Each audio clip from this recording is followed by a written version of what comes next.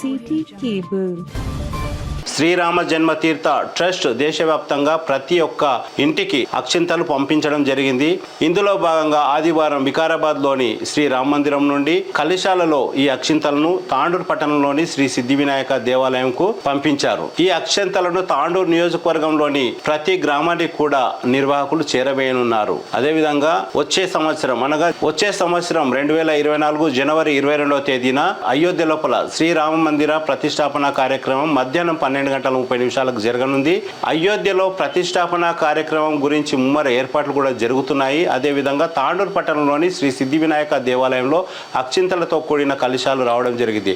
నాడు రామ జన్మభూమి కార్యక్రమంలో పాల్గొన్న సిద్ధార్థ కళాశాల ప్రిన్సిపాల్ నరేందర్ సార్ను భక్తులు ఘనంగా సన్మానించారు. ఈరోజు అదేవిధంగా ఈ కార్యక్రమంలో వికారాబాద్ జిల్లా బీజేపీ ప్రధాన కార్యదర్శి యు రమేష్ కుమార్, జిల్లా మహిళా మోర్చా అధ్యక్షురాలు సాహు శ్రీలత తదితరులు పాల్గొన్నారు. ఈ విధంగా పూజా కార్యక్రమాలు జరుగుతూ ఉన్నాయి.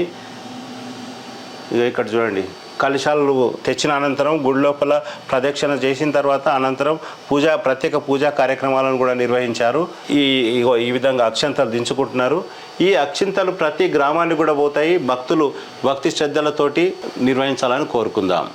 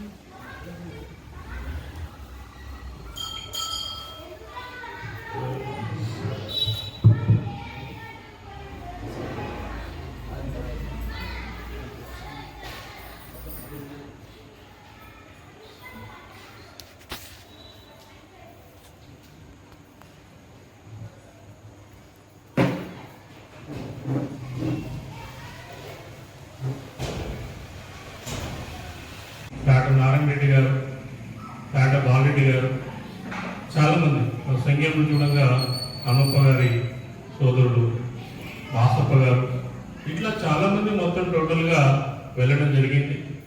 మేము ఇక్కడ నుంచి బయలుదేరాం. వెళ్ళిన తర్వాత కాశీలో దిగాం. కాశీలో దిగినప్పుడే వెంటనే మమ్మల్ని అంతా కూడా చెల్లాచెదురుగా ఎక్కడ వాళ్ళని అక్కడ మొత్తం కొట్టడం, రైల్వే స్టేషన్లో తోయడం, దొబ్బడం, అనేక రకాల ఇబ్బందులు గురి చేశారు.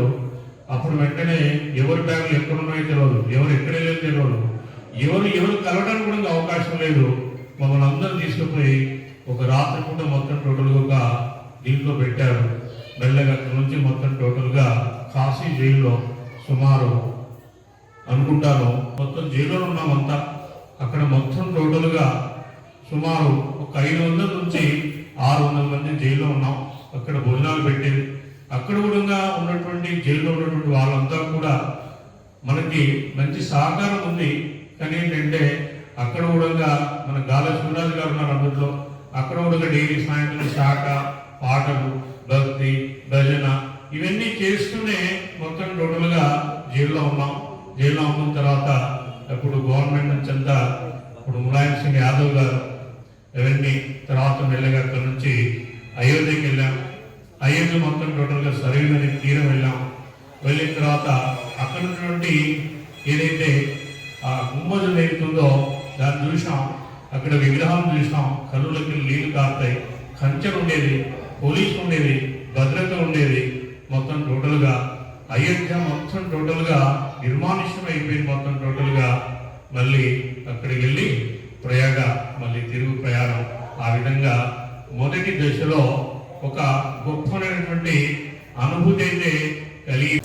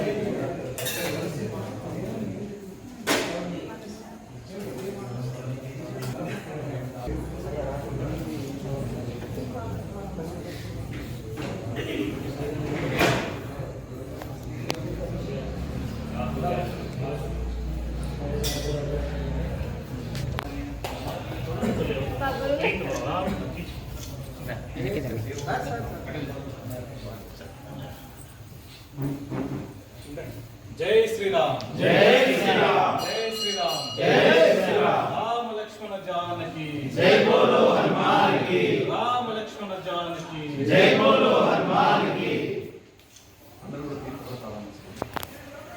ఎక్కడికి వచ్చినటువంటి ఆలోచనలు వస్తాయి. అక్కడ వికారాబాద్లో కూడా అందరి ఆలోచనలు, ఎందుకంటే ఇంతకుముందు అక్కడ ఉన్నది రామరామ్ భగవంతుడు ఉన్నాడు, పూజలు జరుగుతున్నాయి. కానీ ఆ విగ్రహాన్ని పక్కకు పెట్టి అక్కడ పూజలు జరుగుతూనే ఉన్నాయి.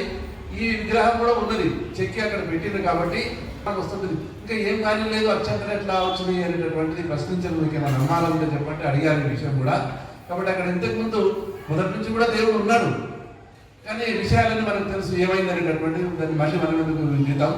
కాబట్టి అక్కడికి వెళ్ళి అక్షంతలు వచ్చినాయి. హైదరాబాద్కి వచ్చిన తర్వాత జిల్లా కేంద్రం లోపలికి అక్కడ ఉన్నటువంటి అక్షంతలు కానీ ఇవన్నీ కూడా వచ్చి కలశాల లోపల ఏర్పాటు చేశారు. ప్రతి మండలానికి ఇక్కడ ఉన్నటువంటి 5 మండలాలు కోట్పల్లి, తాండూరు, దేవాలయంలో కూడా అది భద్రతగా ఉన్నటువంటి దేవాలయంలో కూడా పెట్టాలనేటువంటి ఆలోచన వచ్చింది. ఇప్పుడు ఇవన్నీ ఎవరి వాళ్ళు తీసుకుపోవాలి, కానీ ఇక్కడ నన్ను ఇబ్బంది అవుతుంది, చాలా జాగ్రత్తగా పెట్టాలనేటువంటి ఆలోచనతోటి దేవాలయాన్ని ఎన్నుకున్నారు. 20వ తేదీ నాడు సమావేశం ఉంటుంది. పూర్తి వివరాలు అందరికీ కొంతమంది చాలా మంది కార్యకర్తలు ట్రైనింగ్ ఇచ్చారు. దీని గురించి ఏం చేయాలనేటటువంటి కరపత్రం కానీ, ఫోటో కానీ, అక్షంతలు కానీ 3 తీసుకొని మనం గ్రామాలకు పోయిన తర్వాత అందరికీ 1వ తేదీ జనవరి 1 నుంచి 15వ తేదీ వరకు ఇది గ్రామాలలో మనం పంచుతాం. అందరింటికి. మరి ఇవి సరిపోతాయా అనేటటువంటిది ఆలోచన మీకు రావచ్చు. కాబట్టి అందరికి ఎట్టివారనేటటువంటి 20వ తేదీ నాడు పూర్తి తెలుస్తాయి. చిన్న చిన్న విషయం ఈ 3 ఏళ్ళకి వచ్చినటువంటి ఎంత వస్తాయి అంత అవి తీసుకొని మనం సరిపోనట్లయితే మన కేంద్రం నుంచి తెచ్చుకోవచ్చు. మనం కూడా ముత్తైదులు 5 మంది ముత్తైదులు కలిసి మంచి ఆవు నెయ్యితోటి ఆ బియ్యం కలిపి ఇక్కడ ఉన్నటువంటి దాంట్లో వేసుకొని మనకు కావాల్సినవి కూడా చేసుకోవచ్చు. ఎవరెవరి ఇంటి లోపల వాళ్ళు ఇంటికి ఇచ్చిన తర్వాత తలపైన ఇది చేసుకోవచ్చు. ఆ రోజు 22వ తేదీ నాడు సమయం చెప్తారు మీకు. ఇక్కడ నా దేవాలయంలో కానీ లేదా మనం కూర్చోవడానికి స్థలం ఉన్నది, అటువంటి స్థలాల లోపల మనం స్క్రీన్లు ఏర్పాటు చేసుకోవచ్చు, భజన చేయొచ్చు. 108 సార్లు శ్రీరామ్ జయ రామ్ జయ జయ రామ్ అనేటటువంటి పదాన్ని 108 సార్లని మరి హనుమాన్ చాలీసా ఒకటేసారి చదివిన తర్వాత అక్కడ రిలే అయిపోతుంది. కాబట్టి మనము టీవీలు ఇచ్చేస్తామా, స్క్రీన్లు ఇచ్చేస్తామా, ఇక మనం ఎంత చేసుకుంటే అంత. కాబట్టి ఆ విధంగా చేసుకొని బస్తీల వారిగా మండలాల వారిగా ఆ రోజు మండలికి ఒక 5 మంది 10 మంది వస్తారు. వాళ్ళకు వివరాలు అన్నీ కూడా చెప్తారు. వాళ్ళు తీసుకొని పోయి దేవాలయంలో పెట్టుకొని వాళ్ళు కూడా ఇట్లాంటి కార్యక్రమాన్ని సంఖ్యలు పిలుచుకొని బస్తీలుగా ఇప్పుడు దాంట్లో 20-25 బస్తీలు ఉండవు, 25-26 వార్డు ఉండొచ్చు. వాళ్ళు కూడా తీసుకొని పోయిన తర్వాత అక్కడ బస్తీలో ఉన్నటువంటి వాళ్ళు ఏర్పాటు చేసుకొని ఎవరెవరు వెళ్ళి ఇళ్ళకు పోలం అనేటటువంటిది. అందులో విషయాన్ని తెలుసుకున్న తర్వాత అందరూ చెప్పడం కాకుండా విషయం కొంత ఒకరిద్దరు కలిసిపోయినప్పుడు 2-3 విషయాలు వాళ్ళకి చెప్పి వాళ్ళకి ఇచ్చేయడం. ఎవరి దగ్గర కూడా డబ్బులు కలెక్షన్ చేయొద్దు. ఎందుకంటే ఈ పనులన్నీ అయిపోయి ఇస్తామంటే కూడా తీసుకోవద్దని అన్నారు. కాబట్టి డబ్బులు ఏం లేదు. వాళ్ళకు 3 అక్షంతలు రాముని ఫోటో కాలేకపోయినా మేము కూడా చూడలేదు, వాళ్ళు కూడా చూడలేదట. అవి మాత్రమే వాళ్ళ ఒక కరపత్రం అవి ఇస్తారు. కాబట్టి ఈలోగా 24 అందరం కూడా అన్ని బస్తీల వాళ్ళు వచ్చినట్లయితే ఎవరికి వాళ్ళు తీసుకొని పోతారు, ఏం చేయాలనేటటువంటిది అక్కడ పూర్తిగా అక్కడ ట్రైనింగ్ అయినటువంటి వాళ్ళు వివరాలు చెప్తారు. కాబట్టి 25వ తేదీ నాడు సాయంత్రం 4 గంటలకు ఇదే దేవాలయంలో కూడా సమావేశం ఉంటుంది. కాబట్టి ఆ రోజు అందరం వచ్చినట్లయితే అవి తీసుకొని వెళ్ళవచ్చు. ఇది అక్కడ కూడా ఉన్నాయి. ఇంకా సరిపోతుంది కూడా ఇళ్ళలో సాధ్యం లేదు, గుళ్ళలో ఉండాలని పద్ధతులు లేదు అనుకుంటే పవిత్రమైనటువంటి స్థలం లోపల దేవాలయం లోపల ఇంకా గుళ్ళో పెట్టుకోవాలనేటటువంటి చెప్తారు. 20 నాడు పూర్తి వివరాలు మనకు